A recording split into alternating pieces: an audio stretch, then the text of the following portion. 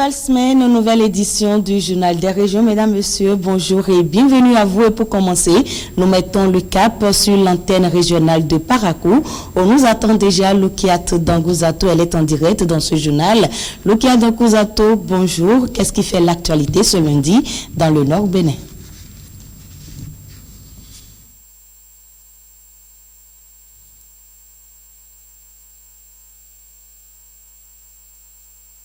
Difficulté pour joindre Parakou. En attendant, nous allons faire un tour à Porto-Novo pour retrouver cette fois-ci Olive Oussougoué. Avec elle, nous allons faire le tour d'horizon de l'actualité dans l'Ouémé et Plateau. Olive Oussougoué, bonjour.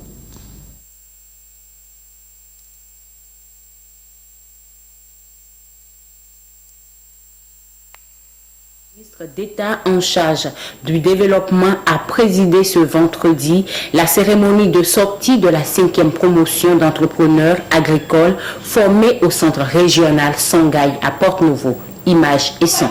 Le nouveau ministre d'État en charge du développement, Aboulaye Biotchane, accompagné de son collègue de l'agriculture, de la représentante résidente du Programme des Nations Unies, du président de l'Association nationale des communes du Bénin et de nombreux autres cadres de ministères sectoriels, Aboulaye Biotchane a admis des produits agroalimentaires labellisés Centre régional Songhai.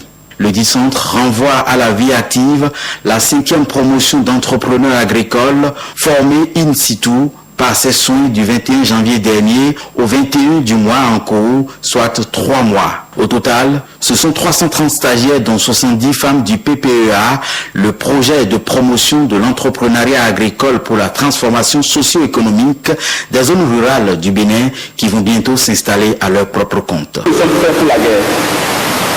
Pas la 3e guerre mondiale, mais celle contre la terre, les opportunités entrepreneuriales. Non exploiter dans cette communauté. Il faut que les jeunes sachent qu'ils doivent acquérir des capacités spéciales pour se qualifier comme les autres études. Sinon, les investissements du gouvernement du club de Songhai seraient arrêtés. Un avertissement auquel les autorités béninoises au plus haut niveau semblent réceptives. Outre le problème de qualification appropriée pour vite s'occuper, les jeunes entrepreneurs béninois manquent souvent de garanties pour l'accès au financement. Promotion et pour celles qui vont venir. Nous allons, avec les acteurs du projet, travailler à la mise en place des fonds, avec la recherche de garanties, comme je viens de le dire, pour faciliter très rapidement l'exercice du métier pour lequel vous êtes venus ici. Grâce au projet de promotion de l'entrepreneuriat agricole pour la transformation socio-économique des zones rurales du Bénin, les gouvernants espèrent réduire de façon significative le taux élevé de chômage dans le pays. 3 individus, 2 kidnappeurs présumés et un voleur présumé de bétail ont été présentés à la presse en fin de semaine écoulée par la gendarmerie de Kétou. Dans le cas du kidnapping, c'est la 3e opération du genre que cette gendarmerie vient d'effectuer en moins de 4 mois. Brice Mungbo, Guillaume Avienne. Ces 2 individus à l'écran sont de présumés kidnappeurs. Ils appartiennent en réalité à un gang qui cible des voisins nantis de la communauté dont ils kidnappent un membre. Le gang réclame alors une rançon pour libérer leur otage. Un citoyen a été pris en otage dans Dassa. Ils sont venus le cacher chez nous ici, dans la brousse, dans la forêt classée. Quand nous avons eu l'information grâce à notre système d'information que nous avons mis en place, on est allé le libérer. On a mis la main sur 2 des assaillants. Ils sont 5 et 3 autres ont pu nous échapper. Ce qui a été retrouvé est en bonne forme, seulement qu'il y a des traces de torture sur son corps. Il brûle du sachet et il faut couler le liquide sur sa tête et il y a des taches de blessures un peu partout sur son corps. En l'espace de 4 mois, c'est la 3e fois que la brigade territoriale de Kétou enregistre des actes du genre. Le lieutenant Dano et ses éléments ont aussi mis la main sur ce présumé voleur de bétail. Sa spécialité, les troupeaux de bœufs. Ils ciblent des groupes de peuls qui sont en pâturage, en isolé avec leurs animaux. Ils volent les animaux et ils disparaissent avec. Et le cas qui vient de se produire, c'est le cas concernant 68 têtes de bœufs qu'il a volé. Et il a pu déjà liquider un certain nombre. Nous avons pu retrouver 19 chez lui. La hiérarchie militaire au haut niveau félicite la brigade territoriale de Kétou et insiste pour une plus grande coopération des populations. J'invite les populations à savoir où elles mettent les pieds, à savoir qui elles suivent. Parce que des fois, c'est un proche qui vient, il dit, viens, on ira à tel endroit, et quand tu le suis, il te prend en otage, il fait appeler tes parents pour qu'on leur veuille des rançons. Donc, je félicite le CB pour le travail qu'il fait, et je l'invite à aller de l'avant. Au moment où la brigade de gendarmerie de Kétou présentait ces 3 individus, un avis de recherche d'un jeune bouvier porté disparu la veille à Kétou a été lancé. Religion pour finir, culte d'action de grâce ce dimanche des chérubins et séraphins de la paroisse Saint-Michel de Tokota Davo. Devenu une tradition, c'est un rendez-vous annuel qui mobilise tous les fidèles de la congrégation chrétienne de l'ordre sacré éternel des chérubins et séraphins du Bénin. Reportage.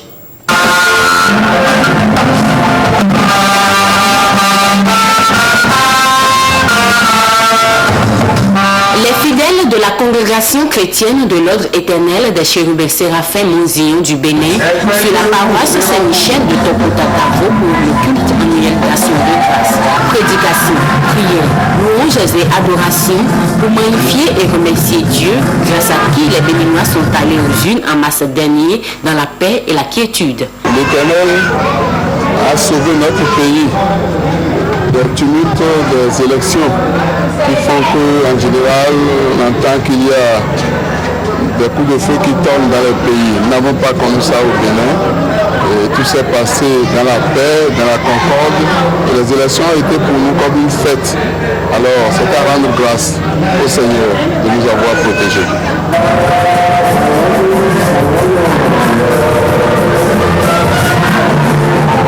Célébrons l'action de grâce et là tout le monde est en joie. Nous représentons les anges sur la terre, particulièrement nous les chérubins séraphins du Bénin. La célébration de ce dimanche 24 avril 2016, célébration qui marque aussi le 28e anniversaire de la paroisse des chérubins séraphins Saint-Michel de Tokota Davo, est parrainée par Anoto Benon, réalisateur à la télévision nationale.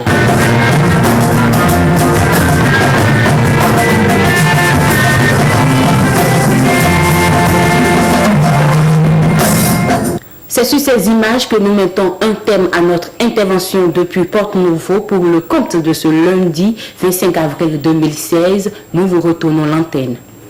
Merci à vous Olive Osogwe pour toutes ces informations et si tout va bien, nous allons maintenant faire la liaison avec l'antenne régionale de Parakou pour les nouvelles de l'intérieur. Lukia Dangouzato, bonjour, très ravi de vous retrouver.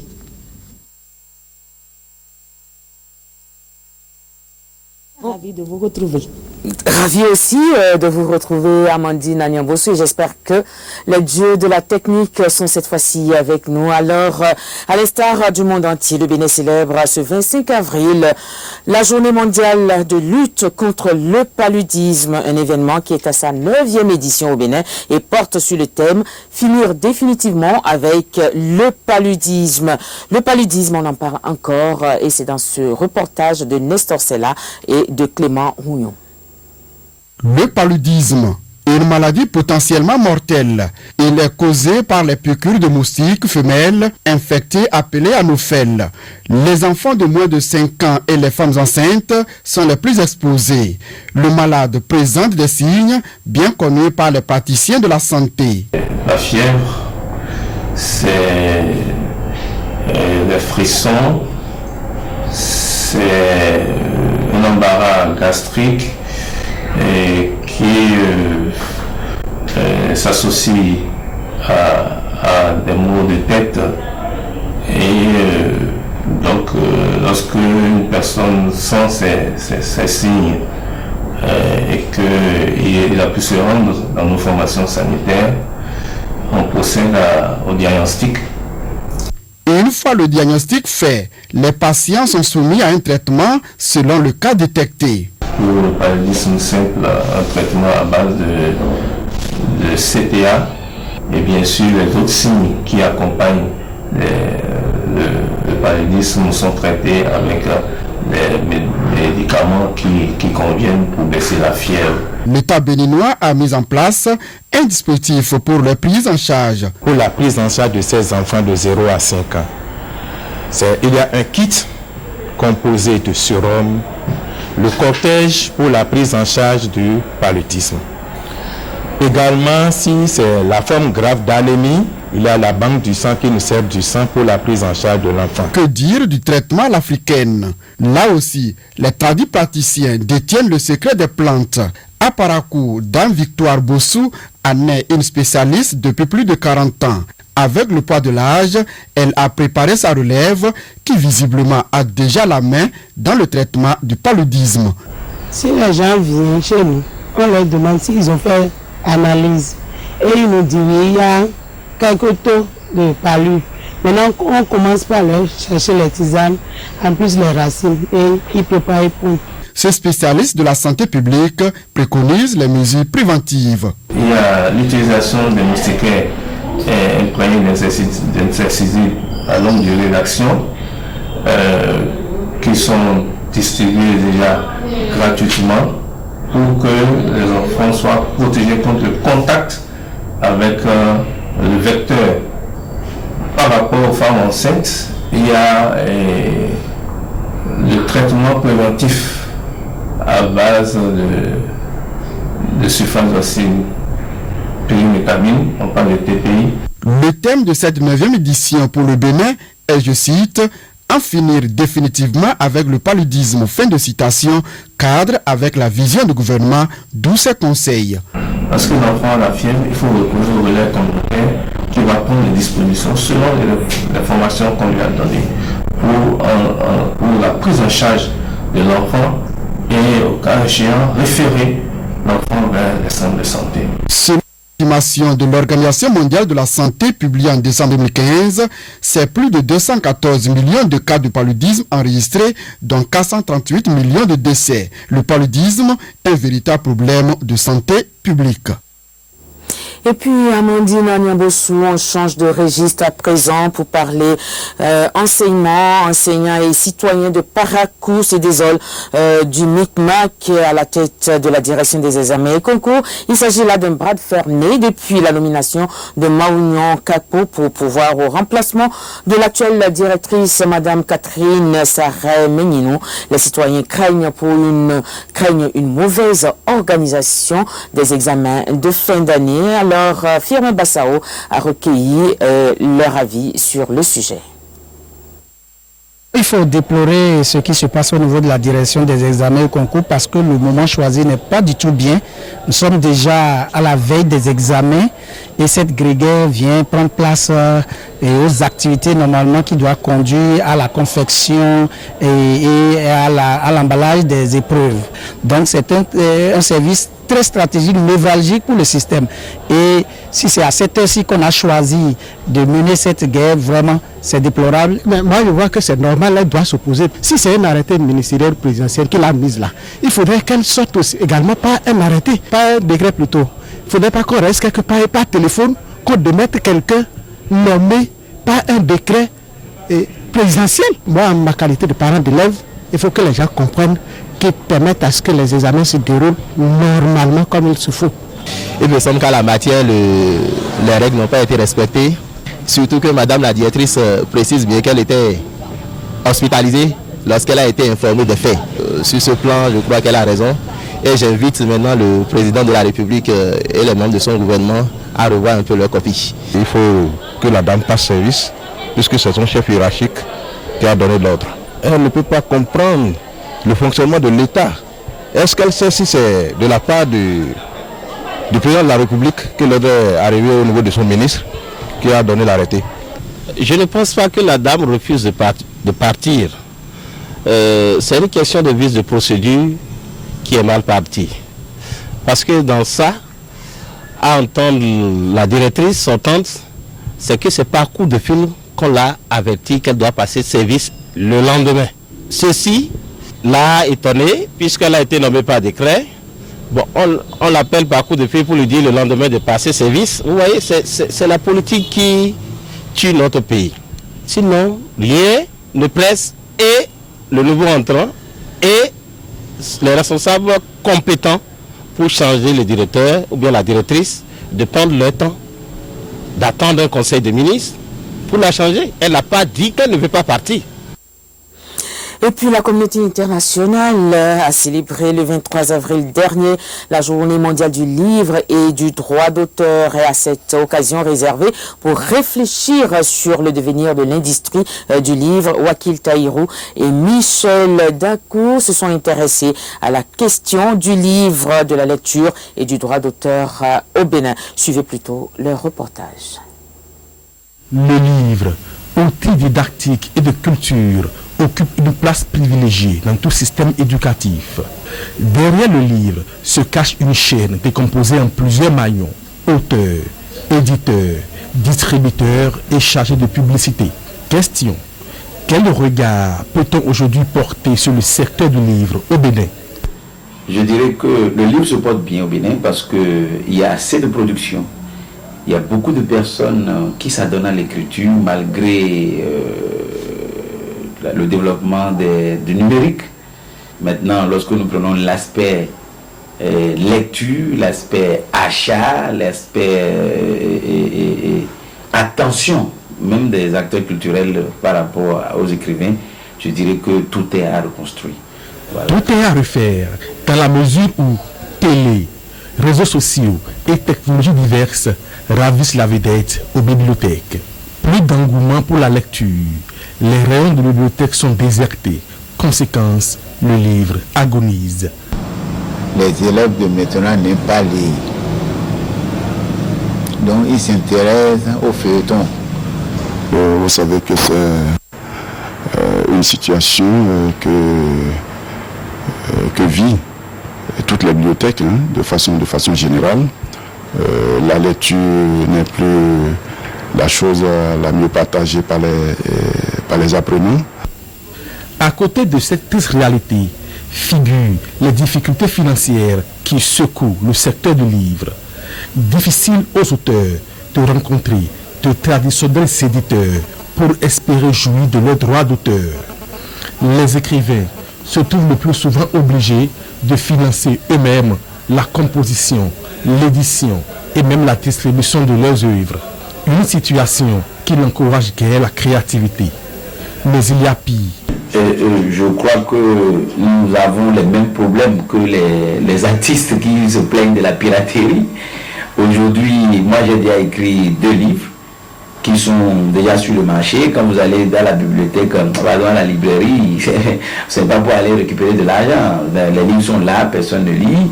Et vous avez des étudiants ou des apprenants, quand un seul achète, les autres photocopient. Et puis ça s'arrête là. Pour faire renaître le secteur du livre et de la lecture de ses cendres, des actions énergiques s'imposent et peuvent être déclinées en 3 points. La sensibilisation et la création d'activités diverses autour du livre pour faire renaître l'engouement de la lecture chez les apprenants. La mise en œuvre d'une politique d'accompagnement des maisons d'édition pour permettre aux auteurs de publier leurs livres à compte d'éditeurs. Seule formule pour jouir de leurs droits d'auteur. Enfin, aller en guerre contre la piraterie. Merci bien Michel Dakou. Et pour terminer, nous allons parler un peu culture. Les marches macabres, c'est le titre d'un roman lancé officiellement à Kandi ce samedi. Samsdine Adamou, c'est son nom, c'est le nom de l'auteur, a donc partagé avec les invités à la cérémonie de lancement la quintessence de l'ouvrage en présence de Noureddine Safara et de Olviga Messon. 245 pages de récits de fiction, une histoire de Slaed, personnage principal, faite de rebondissements. Les marches macabres est un roman épique au réalisme tragique qui raconte la funeste bascule d'un destin prometteur. Son certificat d'études en poche, Slaed quitte son village natal pour la ville. Très attaché à ses racines, il revient souvent voir ses parents. C'est ainsi qu'il renoue avec la belle Awa, son amie d'enfance. Les 2 jeunes gens entament bientôt une relation aussi tendre que passionnée. Mais cette idylle prend brusquement fin le jour où Awa est enlevée par son propre père. Éperdue, cela aide se lance à sa recherche, sans imaginer un instant qu'au cours de cette quête, son destin va basculer irréversiblement. Samsdine, l'auteur du roman né à Ben Sekou dans la commune de Kandi en 1984, est un modèle de réussite, une preuve que pour son développement personnel et le développement de sa communauté, on n'a pas nécessairement besoin d'aller en politique. Un tel exemple mérite d'être salué et mérite d'être suivi par la jeunesse actuelle. Nous, les aînés, nous avons laissé un trou et Dieu merci, ce trou vient de trouver son premier bout de caillasse pour le combler. L'auteur s'est fait le devoir de partager certains détails de l'histoire du roman avec ses invités. À la fin, une vente à l'américaine est lancée. Le meilleur offrant est ému aussi bien par le style rédactionnel que par le contenu du roman. Je me suis retrouvé un peu dans cet ouvrage. Et je pense que chaque lecteur pensera qu'il s'agit de sa biographie. C'est un ouvrage assez dense et d'affaires contemporaines, d'affaires de notre ère. Et puis c'est quelqu'un que je connais aussi, parlant de l'auteur. C'est quelqu'un qui a connu beaucoup de péripéties dans sa vie. Nous avons estimé que, étant donné en plus de ces péripéties-là, que c'est une grande première au niveau de Kandi. C'est un jeune, il fallait vraiment l'accompagner et nous n'avons pas trouvé autre formule que cette modeste contribution. Les marches macabres peuvent se retrouver dans les librairies au prix de 13 000 francs. Voilà donc, Amandine Niambossou, ce qu'on peut retenir des nouvelles de l'intérieur. À vous qui nous avez suivis, nous disons merci et à très bientôt. Merci à vous, Lokiat Dangozato. Et avant de refermer cette édition, nous allons faire un tour à Boycon. Boycon, où la consommation du tchoukoutou ou tchouk, pour faire plus court, intéresse de plus en plus les jeunes. Plusieurs lieux de vente de cette boisson locale sont implantés dans la ville. Comment se prépare le tchouk et pourquoi les jeunes s'intéressent-ils à sa consommation? Élément de réponse dans ce reportage que nous proposent Gilles Dansou et François Zissou. Le tchouk, boisson locale, est très prisé ici à Boycon, mais sa préparation obéit à une série d'étapes. On doit germer le sorgho d'abord. C'est la première étape, ça. Le soir, on enlève ça de l'eau. Voilà le second tour. Ce que ça donne, ça commence à germer. Vous voyez, non? 2 heures ou 4 heures de temps après, on enlève ça de l'eau. Donc, voilà. Alors, dans la chambre, vous allez voir ce que ça donne maintenant. On va détaler ça le soir pour sécher ça un peu. Et demain matin, on va écraser. On va tamiser. Donc, le lendemain, on le prépare. Là, c'est fermenté en ce moment. Je trouve ce que je veux, mais le travail là, c'est pas facile. C'est très difficile. Très difficile. Un facteur qui dérange énormément ces dames venues du nord Togo dans la préparation de cette boisson, c'est la chaleur que dégage le feu qui sert à la préparation. C'est très difficile d'abord. C'est ça. C'est ce qui nous gêne ici, ça. C'est le fait qui nous gêne tout le temps. On brille tout le temps. On sait médicaments, ça nous demande nos médicaments tout le temps. Fini la préparation, place à la dégustation. Les clients trouvent en cette boisson des vertus dont ils détiennent eux-mêmes les qualificatifs. Il existe 2 sortes de tchouk, le sucré et le fermenté. La consommation locale est mise en avant. Consommons local et consommons tout, c'est une bonne chose. Mais souvent, moi, je prends tout que de prendre le blanc. Nombre d'agronomies non de généa. Quand nous sommes à Biomaguachi, nous devons garder quelque chose en quoi. Non, si tout le monde a eu à zoa, et nous avons été go, non, nous avons tout dit, nous avons Dada, nous nous dit. Manulo ante yazo me on no voit. Je prends un peu mon calibre de tchoukoutou, donc je mets un peu en réflexion je réfléchis un peu par rapport sur mon avenir surtout. L'essentiel est d'y aller avec modération. Et bien voilà qui vient mettre un terme à cette édition. Merci de nous avoir suivis. Au revoir et à bientôt.